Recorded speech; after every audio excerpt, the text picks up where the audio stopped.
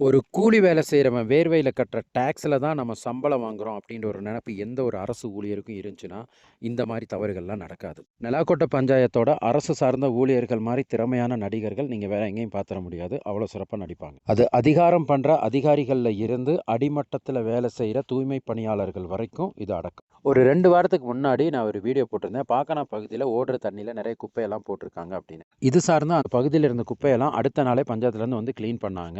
அந்த photo, video இதெல்லாமே வந்துட்டு சம்மந்தப்பட்ட அதிகாரிகளுக்கு அனுப்பி குடுத்தாங்களான்னு தெரியாது. ஆனா சோசியல் மீடியால வந்திருந்தது. இந்த இடத்துல தான் இவங்க மிக சிறந்த நடிகர்கள் அப்படின்னு நான் சொல்றேன். ஏன்னா, அந்த ரோட்டுக்கு மேல பழைய குப்பைகள் நெறைய இருந்துச்சு. அத எதையுமே சுத்தம் பண்ணல. அந்த குறிப்பா எந்த இடத்துல வீடியோ எடுத்து போட்டிருந்தோமோ, அந்த இடத்துல இருந்த குப்பைய மட்டும் அந்த இடத்துலேருந்து எடுத்திருக்கிறாங்க.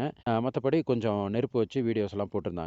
ஆனா 70% குப்பைய அவங்க என்ன பண்ணியிருக்காங்கன்னா, அப்படியே ஒரு 5 அடி தள்ளி கீழ ஒரு குழிக்குள்ள போட்டு மூடியிருக்காங்க. மூடி இருந்தாலும் பரவால்ல, அதையும் அந்த தண்ணிக்குள்ளயே தான் எடுத்து போட்டிருக்காங்க. சத்தியமா சொல்லுங்க, பொதுவா வந்துட்டு நமக்கு இந்த தூய்மை பணியாளர்கள் மேல ஒரு பெரிய மரியாதையே இருக்குது. அவங்க செய்ற வேலை ஆனா இந்த மாரி கேடுகெட்ட கேவலமான வேலை செஞ்சா, நமக்கு என்ன தோணும் அவங்க மேல? சம்பளம் வாங்கிட்டு தானே செய்றாங்க.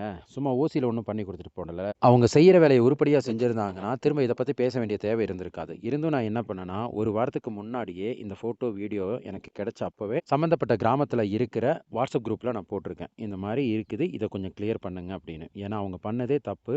அத சரி பண்ணுங்க அப்படின்னு சொன்னா, இதுவரைக்கும் எந்த ரியாக்ஷனும் இல்ல. அதனால தான் திரும்ப இந்த வீடியோ நான் பதிவேற்றம் பண்றேன். இத்தனைக்கும் அந்த வாட்ஸ்அப் தளத்துல இந்த பஞ்சாயத்து சம்பந்தப்பட்ட ஊழியர்களும் இருக்கிறாங்கன்றது ஒரு உண்ம கவனிக்கிறாங்க. நெலாக்கோட்டை பஞ்சாயத்தோட மிகப்பெரிய பிரச்சனை இப்ப என்னன்னு பார்த்தீங்கன்னா, குப்பை தான். பொதுமக்கள் பொதுவா குப்பை எங்கடா போடுறதுன்னு தெரியாம தடுமாறிட்டு இருக்காங்க. அப்படி இருக்கும்போது இந்த மாரி இடத்துல குப்பை போட்டு இது ஒரு பிரச்சனை ஆனதுக்கு அப்புறம், இந்த கடந்த 10 நாளா இந்த சம்பந்தப்பட்ட இடத்துல எந்த குப்பையுமே போடல இந்த பொதுமக்கள். மக்களோட இயல்பு என்னன்னா, எங்கேயாவது ஒரு இடத்துல குப்பைய பார்த்தா அந்த இடத்துல குப்பைய போடுவாங்க. புதுசா எங்கேயும் போட மாட்டாங்க.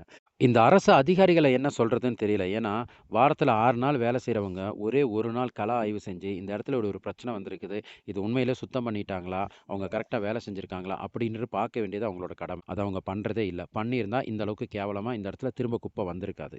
பஞ்சாயத்துல நடக்கிற 100 நாள் வேலை திட்டத்தின் கீழ் இந்த காடுகளையும், ஓடைகளையும் சுத்தம் பண்ணாங்கன்னா, இந்த மாரி குப்பையெல்லாம் வர்றதுக்கான வாய்ப்புகளே இல்ல. இவங்க அத விட்டுட்டு அங்கங்க ரோட்டோரத்துல புல்லு வெட்டுறதே பொழப்பா வச்சிருக்காங்க. இந்த பேஜ ஃபாலோ பண்ணுங்க. இந்த வீடியோ ஷேர் பண்ணுங்க. சம்பந்தப்பட்ட அதிகாரிகளோட கவனத்துக்கு போய் சேரட்டும். அதுக்கப்புறமாவது இந்த மாரி வேலைகள்லாம் சரியா பண்றாங்களான்றத பார்க்கலாம்.